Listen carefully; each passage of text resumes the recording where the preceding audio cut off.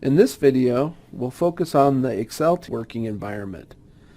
Specifically, we'll talk about the building blocks of Excel file and the Excel menu scheme. There are three building blocks to an Excel file. The file itself is referred to as a workbook. A workbook is divided into one or more worksheets, and a worksheet is a two-dimensional table that contains spreadsheet cells. At the workbook level, like I mentioned before, we're talking about a collection of worksheets. In this particular workbook, you'll notice that I just have one worksheet, and it's called Sheet 1. Now, if I wanted to add a worksheet, I could click on the New Sheet button here, and notice now my workbook has two worksheets in it.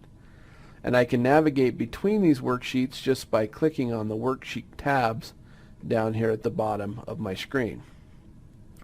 A worksheet is a two-dimensional table where I store data or I perform calculations in Excel. This two-dimensional table is defined by rows and columns.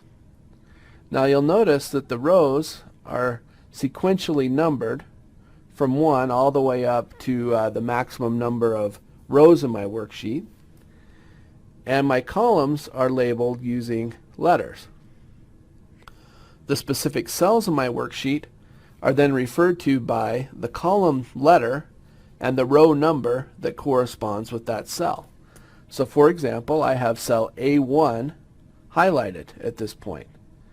A1 is cell A1 because it's in the A column and the first row of this worksheet. If I were to come over here and click on cell E6, notice now I've selected the cell that's in column E and row 6 of my worksheet. Now within a particular cell, I can store a number. So for example, I could type in the number 125 here, or I could store text like "Hi Mom," or I could store calculations that I want to do on either my numbers or my text. Now we'll talk about those calculations that can be performed throughout the class. As a matter of fact, that's really what this class is about, using Excel to do calculations and other things to help you in your decision making. Once I understand the building blocks of an Excel file, those again being the workbook, which is the collection of worksheets that I'm working with, the worksheet, which is the collection of cells that I'm working with on a particular sheet in my workbook, and the individual cells that contain the data and the calculations, it's helpful to understand something about the menu scheme that's built into Excel. Now, one of the nice things about Excel is it's extremely user-friendly. One of the ways that the developers at Microsoft have made Excel so easy to use is that they've created a menu scheme that allows you to pretty much choose any function or feature that you want to perform by clicking on a graphical button above your work area below. Now the menu scheme is essentially divided into a number of different menu tabs. Each of these menu tabs has a number of menu items that you can select from. Each of the menu items within a particular tab are related to each other. So for example, if I were to click on the Insert tab, I would find all of the icons that will allow me to add additional elements to my worksheet. So I could add a chart, I could add a sparkline, I could add a text box or a symbol, I could add pictures. All of those functions are built into the Insert tab. There are literally dozens of different functions and features that I can take advantage of in Excel.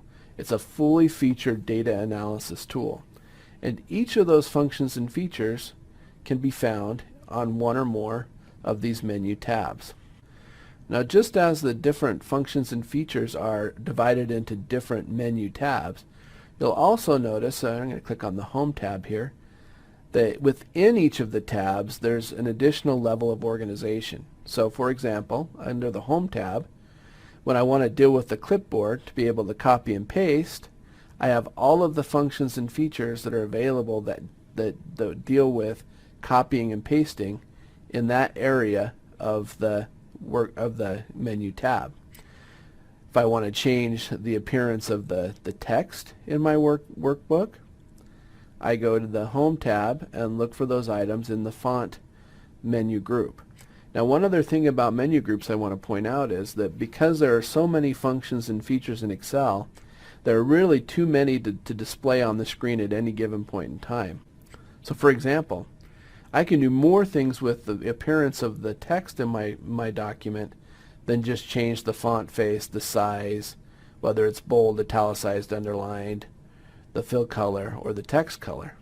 To access the other features that are available to me, I can click on this icon down here in the bottom right hand corner of this menu group, and it opens up then all of the options that are available to me for formatting that particular cell.